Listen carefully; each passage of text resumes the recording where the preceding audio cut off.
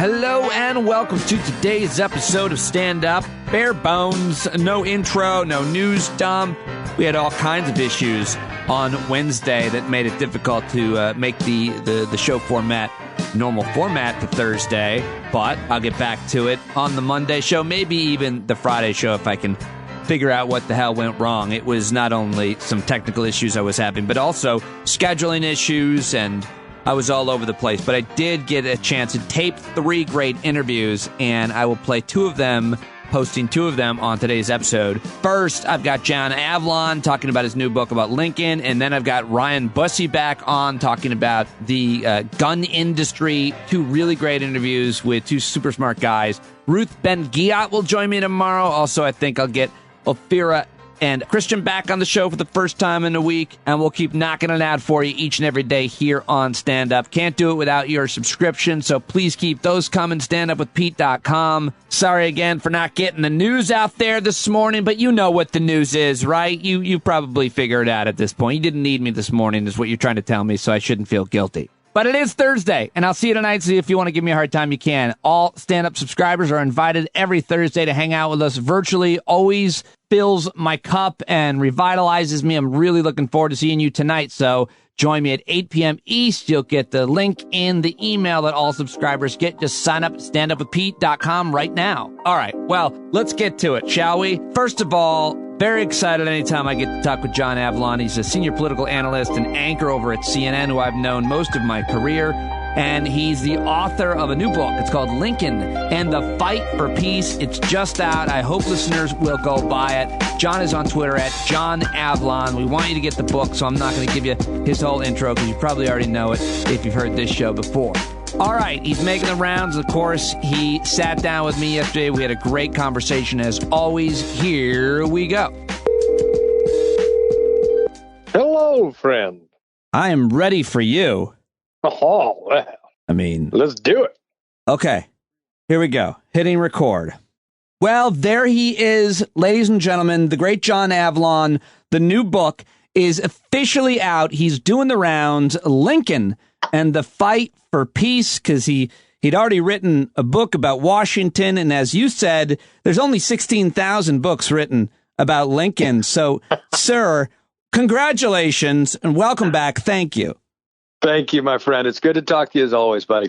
All right. So, I mean, the audacity for you to even pitch your publisher or agent, or however it works, a book on Lincoln as if it's not been done. Go ahead. Defend yourself. I know. Seriously, what kind of jackass would decide what they really needed to do was write a book on Lincoln? I feel your pain.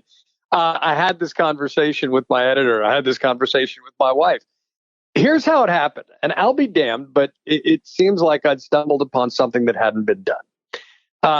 Look, Lincoln feels incredibly relevant. I wrote this during the Trump years, and Lincoln was sort of medicine in terms of being the opposite of Donald Trump in every way in terms of his personality, values, and character. But that's not enough to justify a book.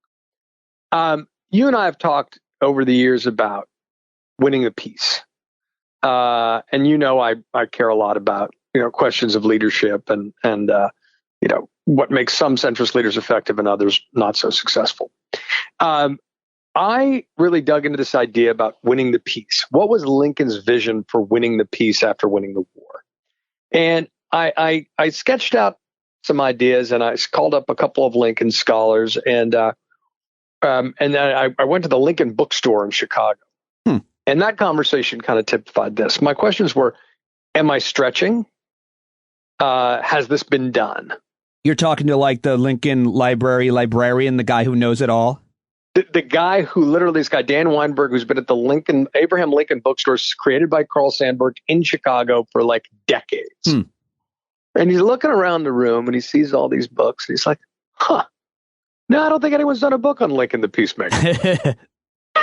And I was like, well, damn. And there's a really good reason why, as I say in the book.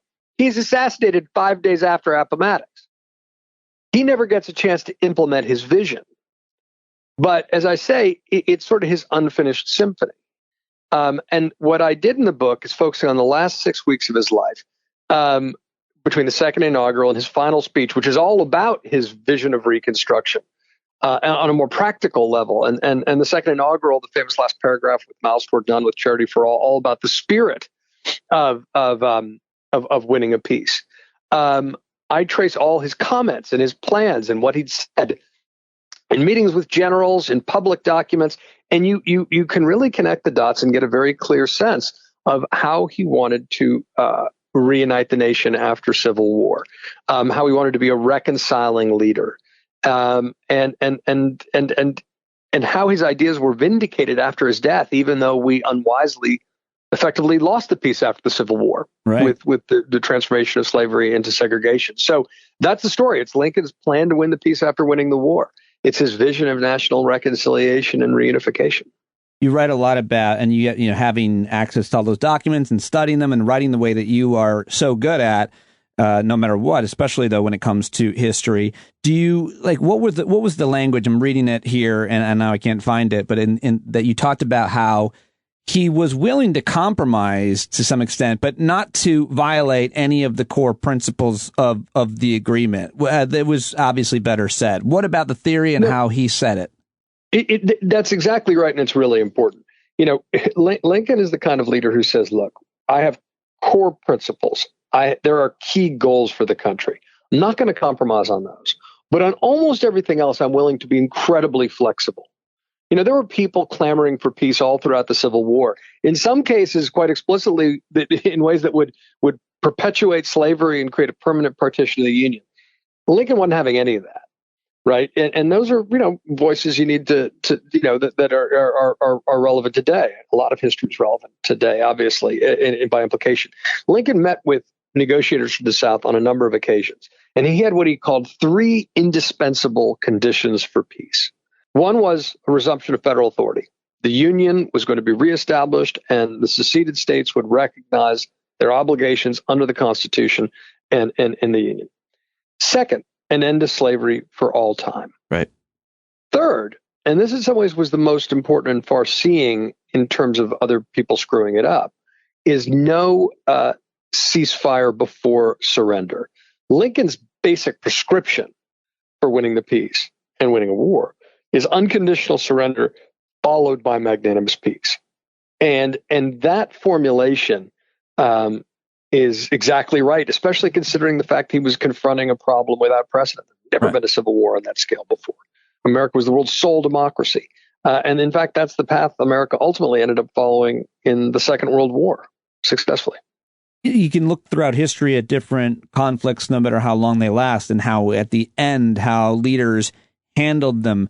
I think it's probably different when it's civil wars. How much of history, I mean, did Lincoln look at? Because I always hear all these smart people talking about the collapse of the Soviet Union and how that was handled by George H.W. Bush at the time, and there wasn't like this gloating and this celebration. You write about that when he saunters into Richmond, there isn't a celebration, and he extends that, I think, with his practice, his ideology in the time and days after, right? What's the difference in history and other leaders and what Lincoln did at the end of the Civil War?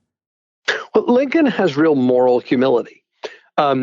You know, what's extraordinary about Lincoln is he's the opposite of a demagogue. He doesn't divide people into us against them. Even in the midst of the Civil War. How does he get ratings?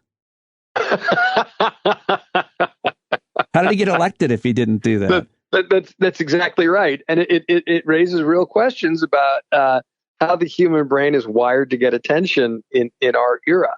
You know, would Lincoln have been elected president? I don't do what ifs in the book, but it's a really important point, right? I mean, most politicians in his time, though, they did throw the rhetorical red meat. You know, they did say, you know, blame them. You know, I mean, the whole you know, history of white supremacy is blaming blacks, whether enslaved or not, for people's problems. And then certainly in a run up to Civil War, you have sectional hatred, sectional, you know, division. And whenever people in politics try to use these tribal divides to hold on to power, it leads to bad things. What Lincoln does is completely extraordinary in that he does the opposite, even in the middle of Civil War. He never demonizes people he disagrees with, in public or private.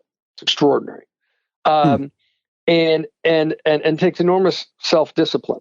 But it was against his nature, right? He's a man of peace in a time of war, and And he really is defined by an interpersonal absence of malice. It doesn't mean he's not determined to win the war as fast as possible.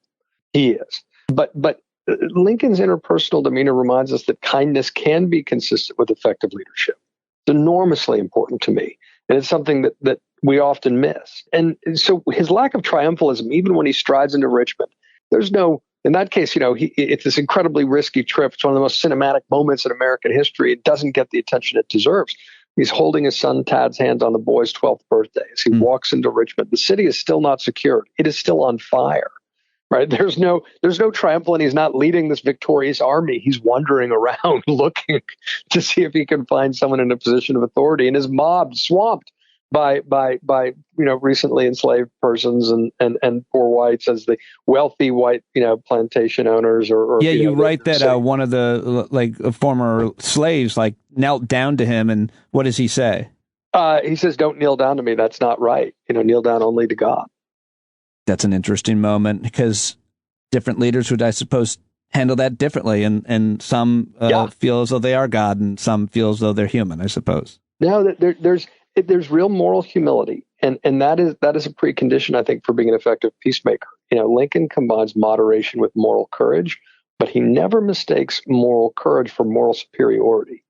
I mean, even in the middle of the second inaugural speech, in the middle of the Civil War, he never talks about I, me, and he doesn't do the us versus them thing. He always talks about we and us as the United States. He doesn't let the North off for its complicity in slavery in terms of purchasing the products that were made by slaves.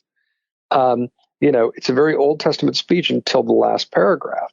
It's about God's, punishing us for the original sin of slavery. And at the end, it becomes a New Testament speech about life after death through radical forgiveness. How does he? I know you love talking about religion. No, I like hearing about it. I'm just not great at talking about it, asking about it. But I certainly like the way that it informs any person at all. In this case, Lincoln, and obviously a different time. But how does his character, going back to earlier, how does his character, who he is, inform his commitment to the unconditional surrender of the Confederate South? How does his character inform that commitment? Yeah, how does he how does he stick to that? Why does he stick to it? Why doesn't he, maybe settle on something more compromising, I suppose? Because I think that's the linchpin here, right? That he didn't? That is the linchpin.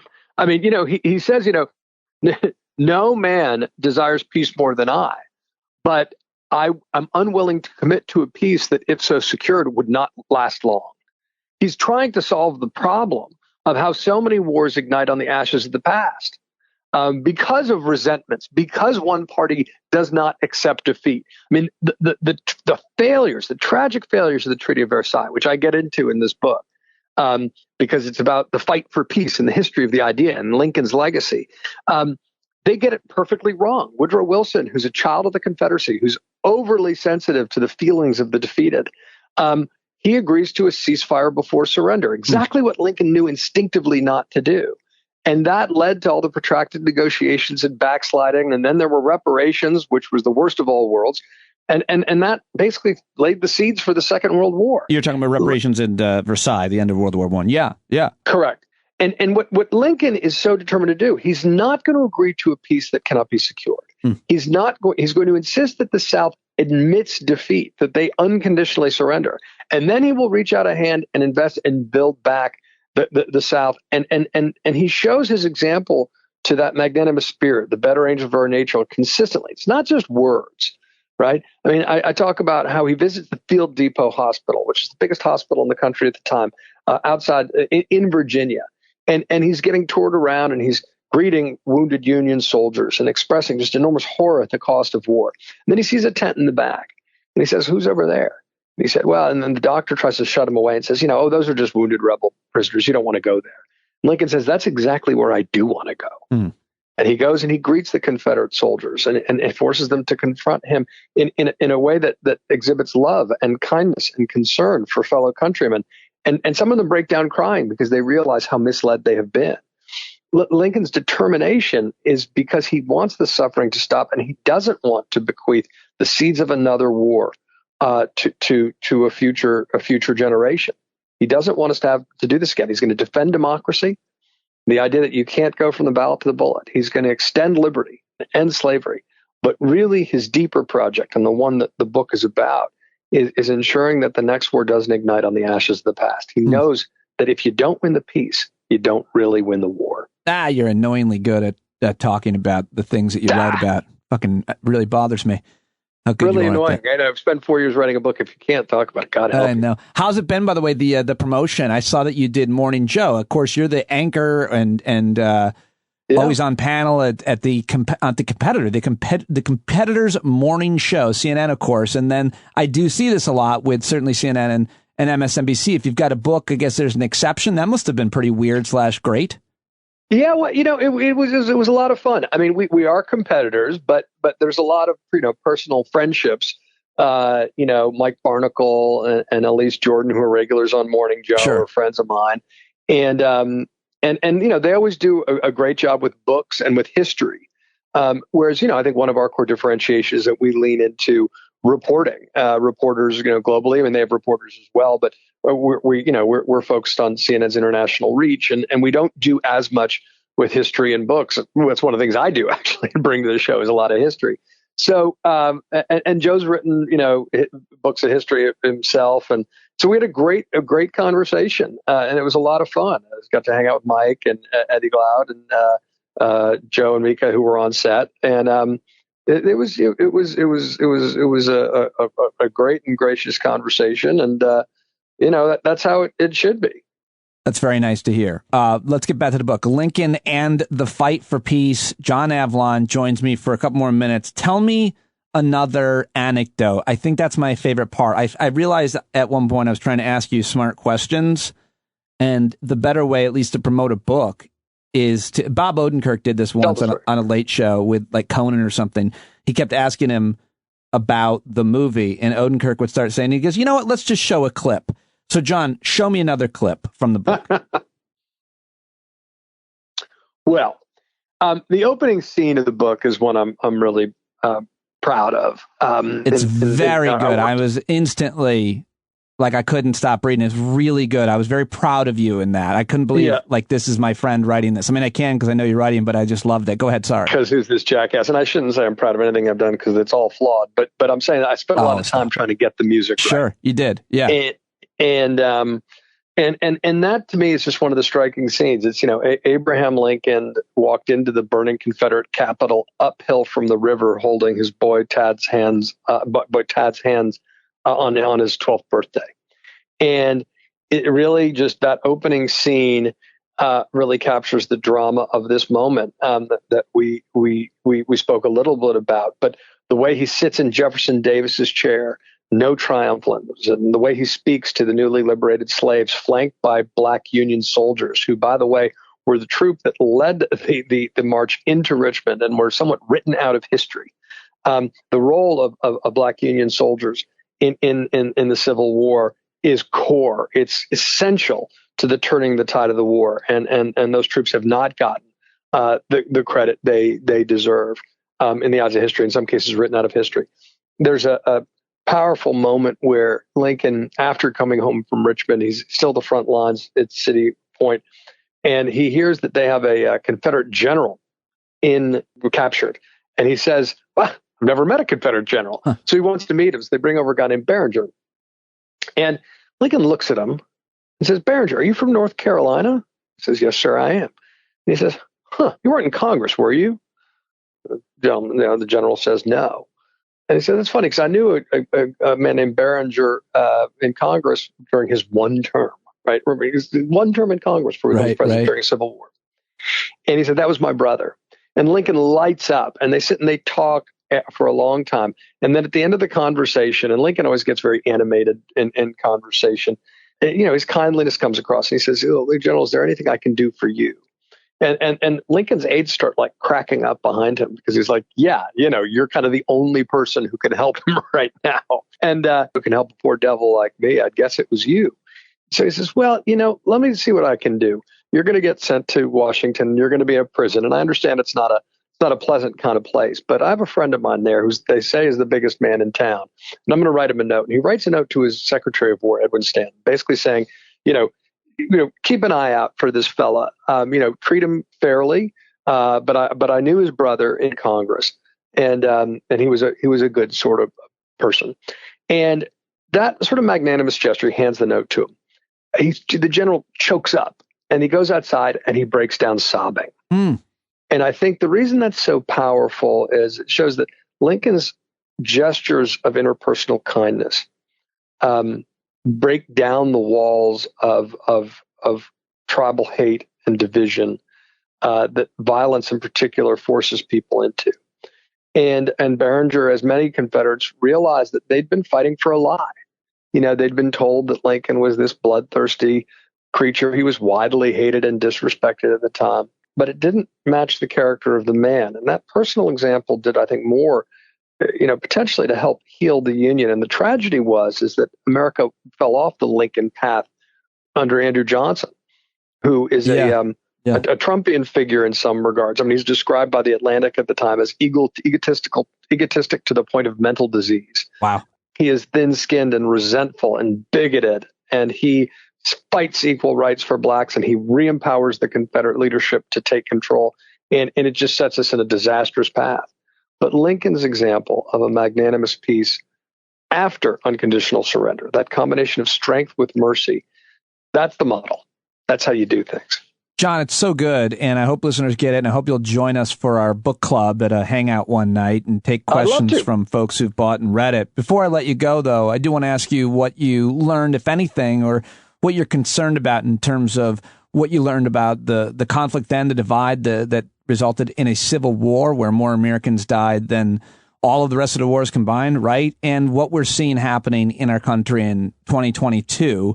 And if you want to include at some point in this answer anything about book banning, I would be happy to hear it. I've got a series of people talking about it. Oh, well, I did a whole reality check on the politics of book banning. Oh, I missed it. I'll grab the audio and put it on the show. Take a look and feel free, because it's got sort of the sum total. Oh, good. I'll just use that. Then I'll just use that audio, and that's for that part of it. But what about the Civil War? Yeah. So look, the fact that we've seen, and I addressed this in the conclusion, most of the book it's relevant to the contemporary world is implicit, not explicit. But in a page or two in the conclusion, I do get more specific, because the mere fact that people are talking about a second civil war is so incredibly disrespectful to the 750,000 Americans who died, and it shows what happens when we forget our history and why applied history is so essential.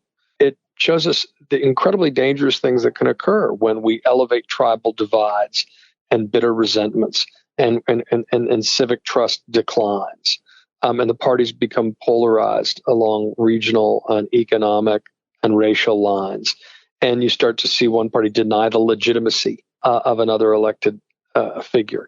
These are all telltale signs. And while I don't think we need to be worried about a civil war the way it occurred in the 1860s, we need to be acutely aware of the forces we're playing with fire. And while we're not going to get another Lincoln, we can inspire, look for leaders of a similar spirit. Lincoln representing a kind of reconciling leadership, which is absolutely essential, reaching out, combining this moral courage with moderation, and believing that, decency can be the most practical form of politics if it's presented from a position of strength, trying to break down and depolarize stubborn debates with, humor and logic and scripture. These are the kind of tools that Lincoln used. They're not sufficient. I mean, they are essential, but they're not sufficient. What we need is more citizens to stand up against the people who would divide us along tribal lines and take responsibility for depolarizing this moment. Without doubting, I mean, we are confronting, the closest thing we've seen to an insurrection since the Civil War. Right. So I'm not diminishing the danger, but one thing that struck me was a quote from Ulysses S. Grant, 10 years after Appomattox. And he said something to the effect of, if we are to have a second Civil War, the dividing line won't be Mason and Dixon. He said, it won't be North versus South. He said, it will be between patriotism and intelligence on the one hand, and superstition ambition and ignorance on the other. So wow. we don't, we need to learn our history. We need to remind our history. We need to apply our history. We need to keep in mind the real obligation that Lincoln always did is not to feel moral superiority. And at the same time, feel moral courage. We need to have empathy. We need to try to empathize with our enemies, and God knows that's difficult, or our opponents. God knows that's difficult and in short supply. But that's why I think applied history is so important, and why we need to see through some of these arguments that people deploy in bad faith. Remember, the Confederacy convinced many people they were fighting for liberty and constitutional order. They weren't. And those forces need to be confronted. I've always thought that about the conservative movement, talking about fighting for liberty and then being so cozied up with major corporations and industries that would take your liberty for a buck. Not like Democrats don't do it as well, but just this idea always confused me. That rhetoric. We want to be careful about the parallels because they're not complete. But one of the things Lincoln said at the time, and remember, people always say, "Oh, well, Lincoln fought against the Democrats." Yeah, but that misses the point. The Democrats were the conservative populists of their time. Right. Republicans were the moderate progressive party. Lincoln was, I believe, a sole centrist, right? There were abolitionists who criticized him just as intensely as the reactionaries on the right who sparked a civil war by his mere election. But one of the things Lincoln said was, he said, the Democrats today are for the dollar over the man. Republicans are for the dollar, but between the man and the dollar, we choose the man first. And it's just profit over people. Yeah, and there's nothing wrong with profit, but if you discount the role, its impact on people, remember part of slavery's evil was economic. Sure. It was fundamentally about human freedom and contradictions with the core promise and premise of America. Yeah, but there was an economic argument at the time about the fact that the South wasn't operating within a free labor environment because their economy was based upon slave labor. And you do need to strike a wise balance in all things. And if you put profits over people and you don't try to balance those two interests, human nature and human dignity, that's where things go deeply awry. And so to that extent, you're a Lincolntonian too, my friend. Yes, sir. I'm a Lincolntonian. My new podcast. You look very good in a hat. You could glue a beard. Oh, yeah. You could lurk around your neighborhood with a stovepipe hat. If you and a wear beard. that beard today, it's not a great look. What's his name? That wide receiver had the Lincoln beard, I believe. There are Lincoln beards. LeBron often wears a Lincoln beard. That's right. It looks terrible on anybody. Lincoln pulled it off. Although I point out, there's a picture in the book, the last known photograph of Lincoln for his second inaugural. He actually had shaved his beard somewhat. It's this broad goatee. He shaved his cheeks. You can take a look at it. Wow. I wonder where that razor is. One of the things actually I do in the book is I actually have transcripts of some of the newspaper articles that he carried around in his wallet that were there the night he died. Oh, wow. That's cool. Yeah, you've got a bunch of source material in there, which is really good. It's super interesting because it really shows you his state of mind and the things that gave him a feeling of validation. Did you, when you're writing, you wrote the book, of course, about Washington and Lincoln, and Jonathan Alter, I've asked him about this stuff too. When you're writing these kinds of books, biographies, or about a person, you're kind of like living with the person, which is why I've always felt so bad for Peter Bergen, who wrote about bin Laden. But anyway, did you get to hold anything that he held, like Spielberg did? Interesting question. I have held things that Lincoln had touched before. You have?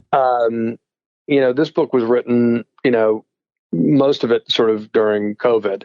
And so a lot of the typical archives that weren't digitized were not available. But one of the things I do is I only use, I go kind of deep on original sourcing and secondary sourcing, like people who knew Lincoln, who have direct first person reminiscences, and sometimes were published even into the early 20th century.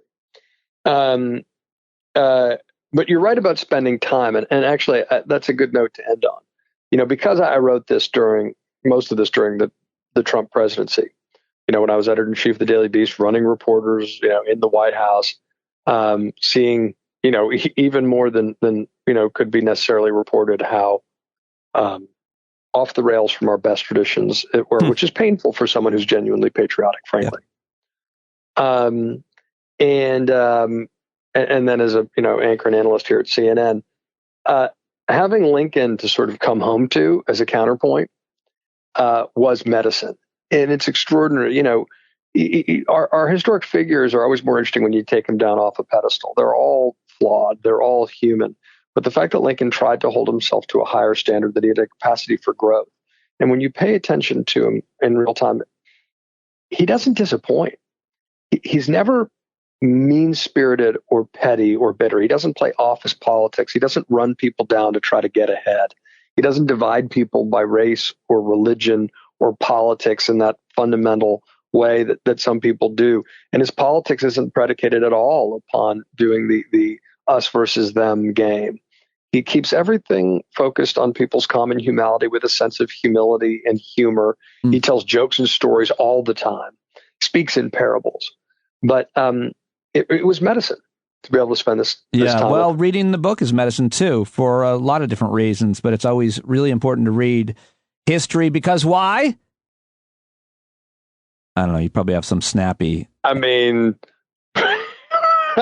so it doesn't repeat itself. If you don't, we're condemned to repeat it. There it is. Thank you, John. Congratulations. Lincoln and the Fight for Peace, available in every format. You even read the audiobook. I sure did. I love doing it. Well, I love you, and I'm very proud of you, too, and my best to everybody, and I will talk soon with you, man. Congrats. Thanks, man. Take care. Talk soon. Be well.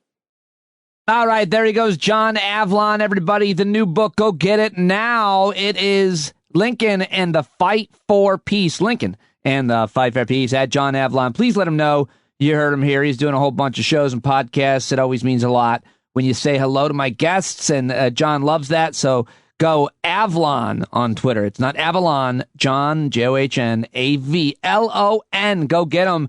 And here's that reality check. I remembered to throw this on there. John's 3 or 4 minute reality check on book banning and why it's wrong.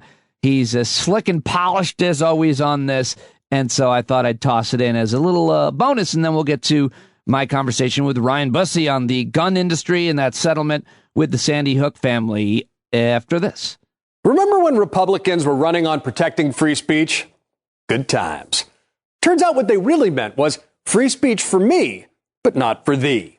Because fueled by fear of critical race theory, conservatives are responding with speech codes of their own. Latest example is a brand new bill being pushed in New Hampshire, which seeks to expand prohibition on teacher advocacy of subversive doctrines. Now, if that sounds creepily McCarthyite, it's partly because it throws cold water on the teaching of communism, Marxism, and socialism. No word from neighboring state Senator Bernie Sanders on how he feels about that. But the bill goes even farther, targeting, quote, any doctrine or theory promoting a negative account or representation of the founding and history of the United States of America, including a ban on teaching that the United States was founded on racism. Now, someone should remind these folks that their state motto is live free or die. And just in case that needs some clarification, the dictionary definition of freedom is the power or right to act, speak, or think as one wants without hindrance or restraint, which of course is the opposite of what's being proposed. Look, you can be deeply patriotic and not pretend our country's perfect, but that common sense balance seems to be in short supply. Because this isn't an isolated incident. Take Florida, where Governor Ron DeSantis is backing a bill that would prohibit public schools and private businesses from making people feel discomfort or guilt based on their race, sex, or national origin. Makes me wonder, whatever happened to the whole facts don't care about your feelings thing? I mean, this is literally trying to legislate around people's feelings. It should really be called the trigger warning for white guys bill. There are similar examples in Texas, where new laws restrict the way history and race are taught, while a Lone Star state legislator submitted a list of 850 suspect books to school superintendents, including works by William Styron, Margaret Atwood, and Ta-Nehisi Coates, resulting in hundreds of books being removed from library shelves for review in districts like San Antonio. In Virginia, the new governor, Glenn Youngkin, followed through on campaign ads highlighting a conservative activist who complained about the Pulitzer Prize-winning Toni Morrison novel Beloved, with an executive order banning divisive concept like CRT, setting up a Stasi-esque snitch line where parents can lodge complaints about teachers. The moral panic has been catching. According to a study by PEN America, in the first 9 months of last year, 24 state legislatures introduced 54 bills intended to restrict teaching in public schools, colleges, and state agencies. At least 11 passed, and nearly half are still pending. And local school boards have been following this censorious route. Most recently, when the Pulitzer Prize-winning graphic novel Mouse was pulled from an 8th grade curriculum in a Tennessee school board, allegedly for rough language and a brief instance of nudity. Now, if they were looking for offense, you'd think the book's chronicle of the Holocaust would have captured more of their attention. But their action only succeeded in rocketing the book back to the top of the bestseller lists, which is a healthy response. On the flip side, getting far less attention, Washington State School Board last week decided to drop the classic To Kill a Mockingbird from the 9th grade required reading list. It's apparently a common target of book bans because of racist language, the marginalization of characters of color, and white savior complex. Wait till they read Huckleberry Finn. Now, banning books always looks bad in the rearview mirror. It's a sign of weakness, not strength. But in this rush to the culture war ramparts, we're losing sight of common sense. We need to at least to try to apply common standards, rooted in objective facts, and not be so quick to take offense when confronted by ideas we disagree with. That's liberal democracy 101, folks. So don't complain about cancel culture and then try to cancel voices on the other side. Because if you really love this country, then have the confidence to recognize the good and the bad in our past. If you really love freedom, then have the courage to extend that principle consistently, beyond politics, especially on campus. And that's your reality check. And that's John Avlon's delivery. I really like the way he enunciates. He gets very serious. All right, that was great as always. Love John. And now it's time to get to my second guest on today's show. He actually is a longtime listener of Stand Up. Really, really generous to me about the show and what it's meant to him over the years. But he's also a former firearms executive who helped build one of the world's most iconic gun companies. He was nominated multiple times by industry colleagues for the prestigious Shooting Industry Person of the Year award, my old award. And he is an environmental advocate who served in many leadership roles for conservation organizations, including as an advisor to United States Senate Sportsmen's Caucus, the Biden presidential campaign, and more. He also remains a proud outdoorsman, gun owner, father, and resident of Montana. You might have seen him on The Daily Show, also on CNN. We talk about both those appearances, and you got to check out his book. It's called Gunfight, My Battle Against the Industry That Radicalized America. He's a great guest on the show. I was psyched to catch up with him yesterday. Definitely say hi to him on Twitter as well, at Ryan D. Busse, B-U-S-S-E. Let's do it. Back. Ryan joins me now, and great to have you back on the program. You've been out there promoting the book. Before we get to all these serious issues, just how's the book tour? You did The Daily Show with Trevor Noah. That's a pretty big shot. Did you get any bigger than that, besides me? It was not bigger than you. And by the way, I mean, for those of you who are watching this, we're doppelgangers. I mean, look at this. Yeah, we're two bald white guys, but our lighting is different. So you look pinker. And I look a little bit more yellow. Yes. Okay. Yeah, but other than that, we're the same guy. I'd say the get up is very similar. Yeah. So doing the Trevor Noah deal was fantastic. I was impressed with his book and his sort of, not only is he really funny, but he's a really smart, perceptive guy. Yeah. So that was, it was great. And the green room is an old MTV green room there. And, they provided me 2 types of gin, so that was really cool. 2 types of different types of gin? Yes. Yeah. Oh, did you demand that in your rider? No, but I showed up like the star that I am. Yes. And they asked me what I wanted, and I said gin, and they brought 2 different types, and so I thought that was very. Oh, that's fantastic. That's fantastic. I mean, if you showed up, you'd probably get like 5 types, but anyway. So well, they know the difference between you and I. Obviously, is they have it ahead of time, as well as a bowl of yellow jelly beans and mixed gumballs. That's correct. I demand it. Yes, that. I mean, they would know that weeks in advance with you, but yeah. I just got 2 types of gin. That was cool. I did CNN the same day, which was, by the way, a very weird experience because I was actually in the CNN studios, but I was in this weird COVID studio by myself. Actually, my wife was in there with me, And the host of the program that looks like you're on the program together is actually in a booth right next to you, but you never see him, right? So that was right.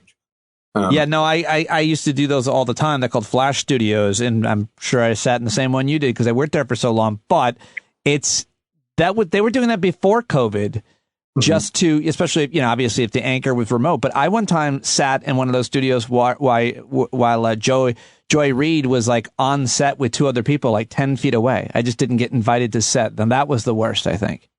That was before you really hit the big time. No, that was it. That was peak. It's been all downhill from then. But that's awesome. I'm so glad that you had that experience. You came to New York with your wife and who, by the way, I hate to be kind of like materialistic, but you're not a bad looking guy and you've been successful, but boy, your wife is a real beautiful woman. It seems like a bit of a mismatch. Okay, so it's possible I married a bit over my head, or she was drunk and said yes, or I don't know what the deal was. Right. But anyway, I'm a bit out of my league there. So you guys had a good time though? Yeah, we did. Good. Actually had a fantastic time. We went to see Hamilton, which was like a dream. That was awesome. It was fun. Did you come to New York for business when you were a gun manufacturer executive? I actually did. I hated it every time. Yeah. Our factory was in Yonkers, and it was just as delightful as an old rundown factory in Yonkers, could be. Imagined it would be. Yeah. Oh man. Well, what did you get out of, what have you gotten? We talked when the book was first released, I think the last time. And so I wonder, what you've heard, what you've learned from readers and this experience and promoting it and the kind of, you just kind of mentioned your experience just in major media like that. But what else have you learned since you released the book and have been out talking about it? So that's a great question. And I anticipated, as I think we might have chatted early on, I thought I would get mercilessly trolled and persecuted. And there has been a bit of that. We may have chatted. Donald Trump Jr. came after me that's right. by name and in person. What, I count as a badge of honor. He called me a useful idiot. And I'm kind of like, wow, that's like, that's high praise coming from Trump Jr. Sure. Getting the mention is good for the book. And especially being called a useful idiot after, he's like an 8-time Olympic gold medalist in that category. He is. His dad, to some extent, I would argue as well, is a useful idiot for Steve Bannon or others who even, said he's just a blunt instrument to get things done. But yeah, it makes him the most. And I'm not even sure he's that useful, but either way, it makes total sense. So how bad did it get during the Actually, so we did get a little bit of bad, but I got to tell you, Pete, it's been really heartening in a super diametrically opposed, surprising way than what we expected. Every day I get up and there's all these gun owners, a lot of them centrist, some of them center right. Yes, a lot of progressives too, but the positive direct messages and letters and praise and voicemails and everything else has been overwhelming, like hundreds of them. And it gives me a little bit of hope that our political system and the gun issue isn't completely lost. Now, the loud assholes still have the mic, and we have to fix that. But there's a whole undercurrent of reasonable people who are really tired of this crap. And so that's been really nice. Do you see anything legislatively? I know you work with the Giffords organization, and there's several obviously really important organizations that are working to advocate against gun violence and to put more regulations on guns. And we also just had, the 4-year anniversary of Parkland this week. And obviously want to talk to you about this settlement on the Newtown with some of the Newtown families. But have you seen anything legislatively? Because obviously the House has passed legislation. The Senate can't pass it to get to the president's desk. He would have signed it when he was the vice president, or Obama would have. But at the state level, things are always happening, both good and bad. What are you seeing on the ground? I think from a federal legislative standpoint, I think the outlook is pretty dire. Yeah. And that sort of encompasses all federal legislation, right? Yeah. But an interesting point to the settlement thing we're going to talk about. That settlement, that Remington settlement, happened because there's a, air quotes here, loophole in PLACA, which is a Protection of Lawful Commerce and Arms Act that was passed in 2005. That's the law that everybody references that essentially shields gun companies from criminal activities. That's the way the phraseology is, criminal activities from those who use those guns. The loophole is that it doesn't exempt the firearms company's liability from state laws, and the thing that happened in Connecticut, this settlement, was because Connecticut had a state law that allowed this. So I am curious if this will lead to states, probably blue states, obviously, that may view that as a way to back end PLACA, the Protection of Lawful Commerce in Arms Act. Yeah, you just explained what I've been reading about this in terms of what states can do, specifically in Connecticut. But the family's also sued in hopes of, I'm reading from an NPR article now, in hopes of stopping future shootings, Ryan, in part by putting companies that insure gun manufacturers on notice that they could be forced to pay huge amounts in some circumstances. Families also fought to be able to release documents they obtained during the discovery phase of the suit that they say show that Remington targeted insecure young men specifically with their gun marketing, which I think is a very fascinating point, which you can obviously speak to as a former executive at a gun maker, how they market and why the insurance companies matter. Well, so go back to that Remington settlement. That was Remington, which was owned by Cerebus Capital. Cerebus, folks who live in and around the New York area will know what Cerebus is. It's a large private equity company.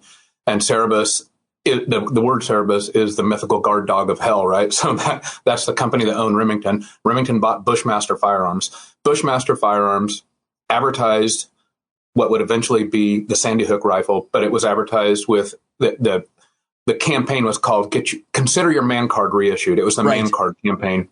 And there was this glossy, aggressive campaign with a picture of the rifle, Consider Your Man Card Reissued. And then you could go online and type in, and there were things such as like, what gives you hope? And there would be a picture of a kitten, a candle, and an AR-15. And if you clicked on the kitten, like your man card was revoked. But if you clicked on the AR-15, you could actually get a man card sent to you where it would say, you don't have to put the seat down. You're now a real man. Like it was just crazy, frat boy shit. And that's the rifle that Adam Lanza's mother purchased for a troubled young man who liked to shoot things on screens. That's the rifle, the Bushmaster XM15 that was carried into Sandy Hook. Obviously, I don't think you have to be a genius to figure out that that's pretty low-brow, egregious marketing. Nobody that I knew thought that was a great idea, yet the firearms industry looked the other way. Had you ever been party to a conversation about that kind of masculinity around guns and so on? Oh, yeah. And now I have to tell you, it's many times worse because that sort of faux machismo masculinity crap is so wrapped up in so much of the firearms marketing. It's just sort of understood. It's not as in your face as that man card campaign was. But this is why you see, if you live in flyover country, you'll see bumper stickers that espouse this. The family will be a family of AR-15 stick figures. The January 6th folks had AR-15 flags. We see people with AR-15s invade, and almost always angry white men, right? They're invading capitals and screaming at lawmakers like in Michigan.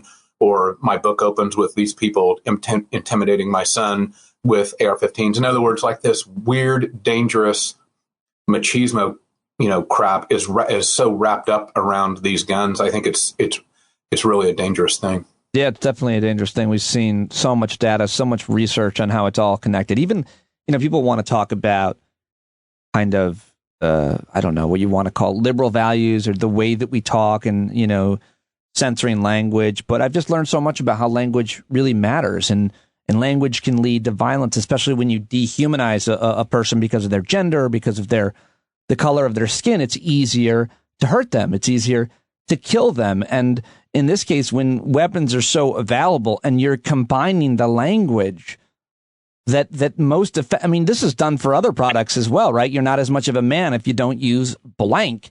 It's constantly being marketed towards us.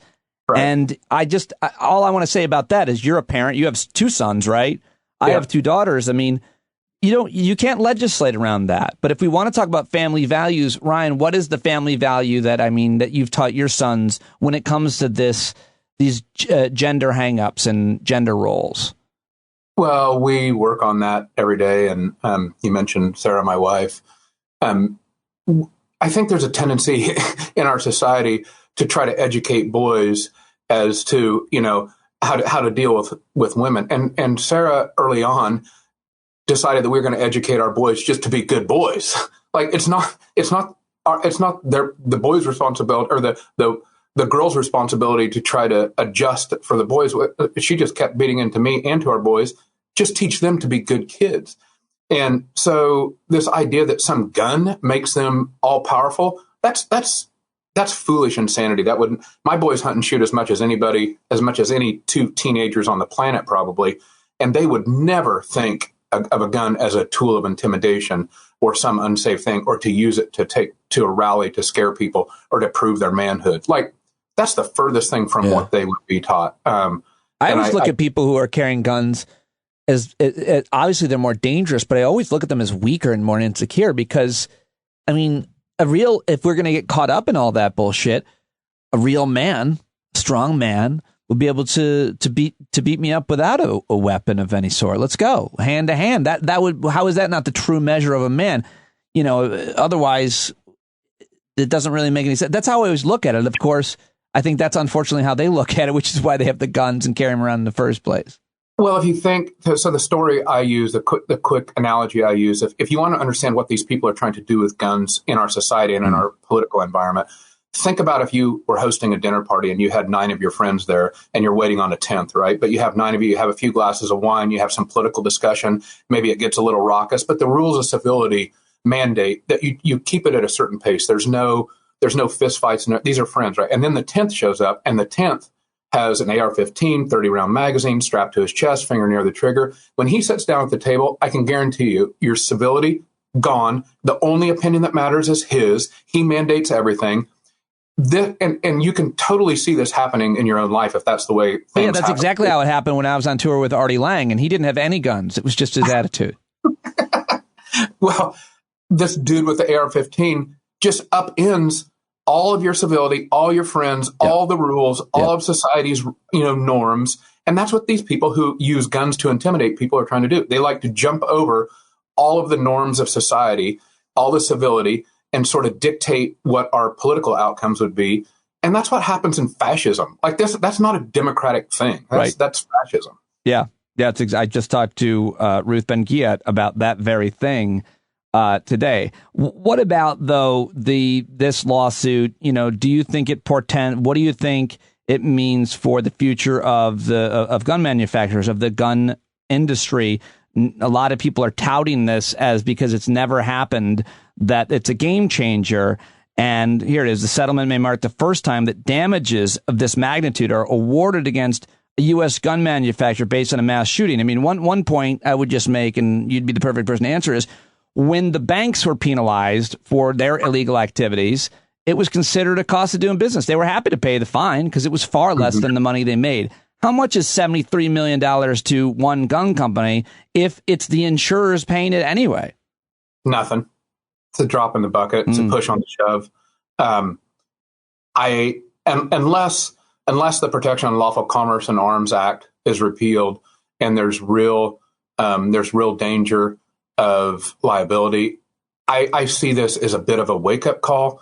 I think it's a good reminder. I think it may nudge some irresponsible marketing back from the edge a little bit. Unfortunately, I don't see it as big a game changer as some people report it. How do you see it, this settlement? What does it mean to you? Well, I do think that at least it reminds the general public, everybody who is seeing this and some in the news, that responsibility in our country is just as important as these freedoms that we espouse, right? There's got to be this balance between the two. And the fact of the matter, I think, in the country right now, this sort of freedom at all costs, our balance is way, way out of whack. We see this in so many areas of our lives, and I think guns is an extremely illustrative one because the repercussions from irresponsible use of guns are very dire and very immediate. But we see this in so many other areas of our lives too, and we have to get back to that rebalance.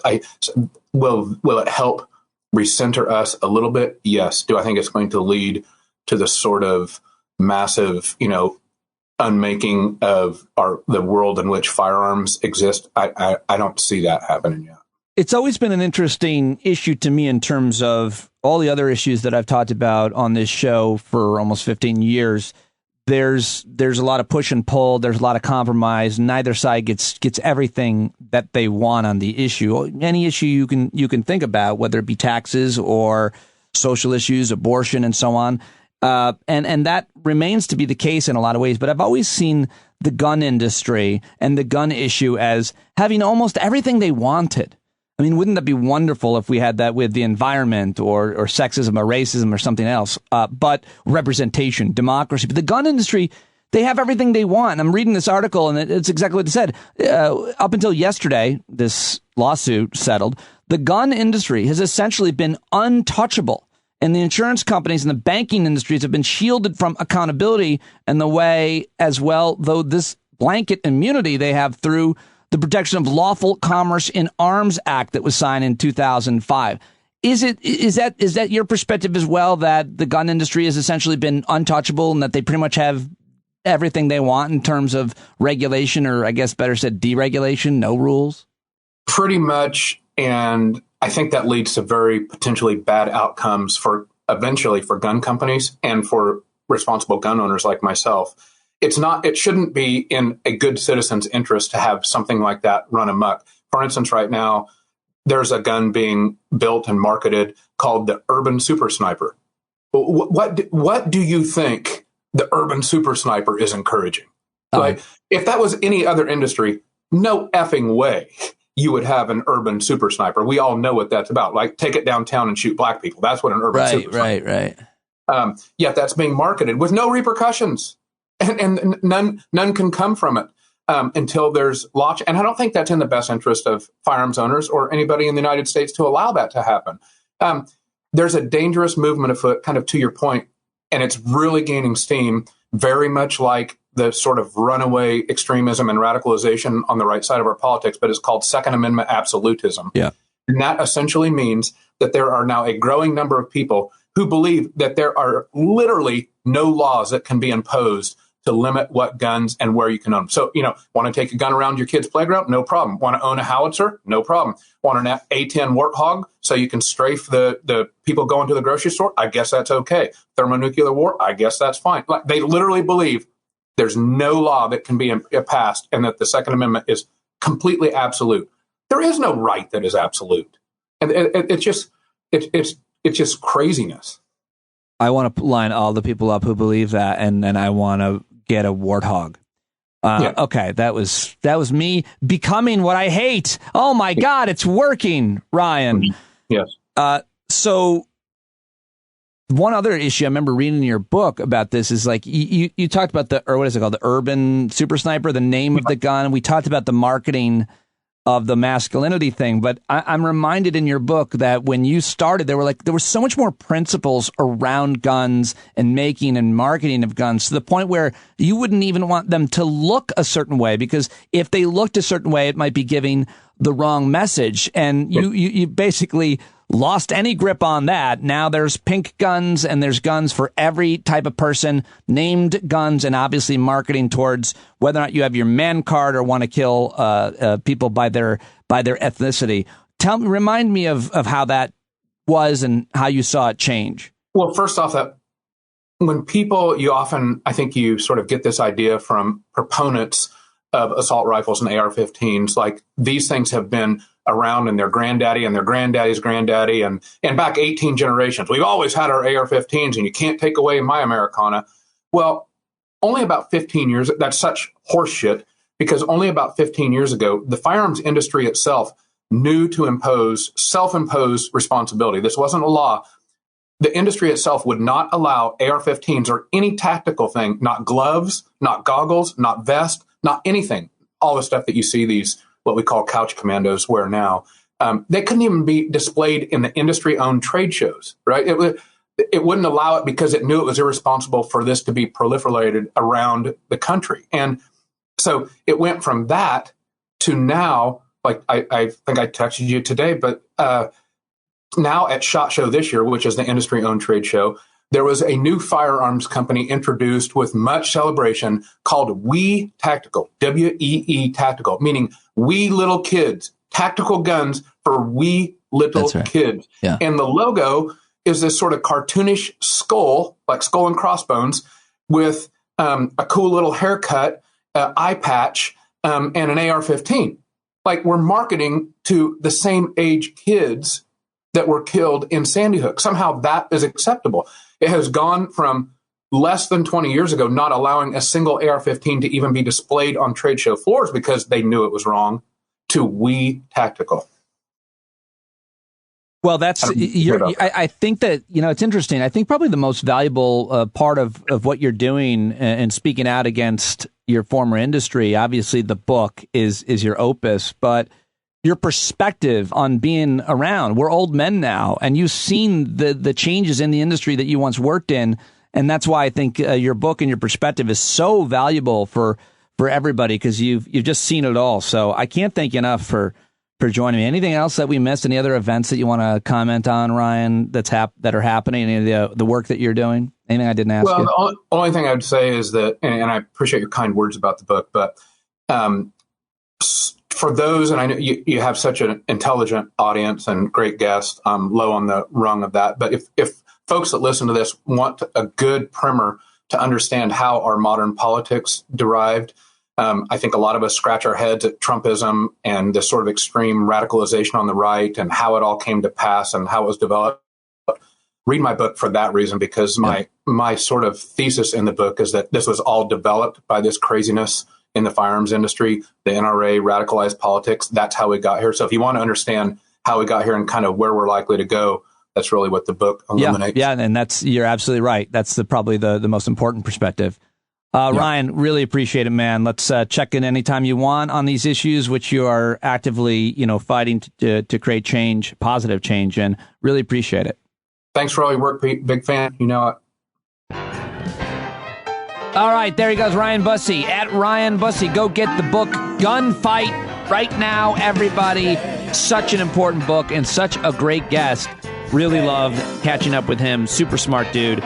Ryan, thank you for joining me on the show. John Avlon as well. Thank you, everybody, for listening today. Again, my third apology for not getting that news update on it. Absolutely crushes me, but it just can't happen every single day. I try to do it. Some days it's just not able to get up there and on. But I appreciate your support. Thanks for listening. Tell your friends. Here every day, talking to the smartest people I can find. Let me know who you want me to talk to, and I look forward to hearing from you. Hope to see you tonight at the Hangout, by the way.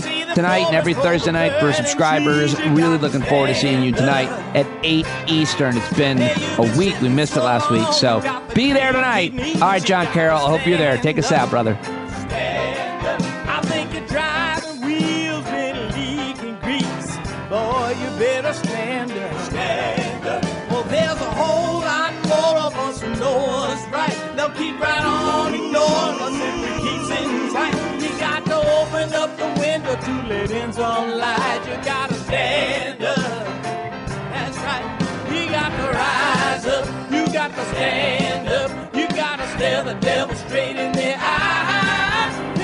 Let him know it's his turn to go. See it clear when all you hear is a lie. So get up off of your butt, down off of your fence. And even if it ain't a very friendly audience, well, they'll begin to listen when you start making sense. And you stand up, stand up. No need to point your rifle to defend your town. Just stand up, stand up. You know they can't deny what you're laying down. Boy, you better stand up. Stand up. Show your face of every color, yellow, black, red, and brown. This is the place where every lost child will finally be found. There's only one thing to do before we stand our ground, and that's stand up.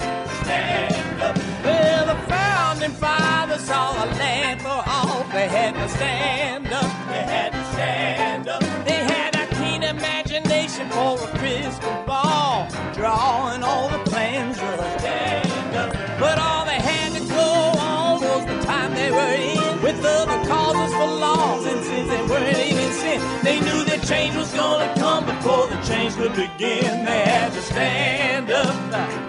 All right, they had to stand up. We got to stand up. We got to look the devil square in the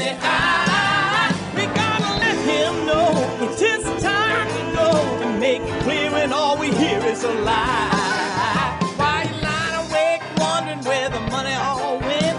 It'll be the cost of freedom that'll go unspent. You can see them flee the scene of that experiment if you stand up.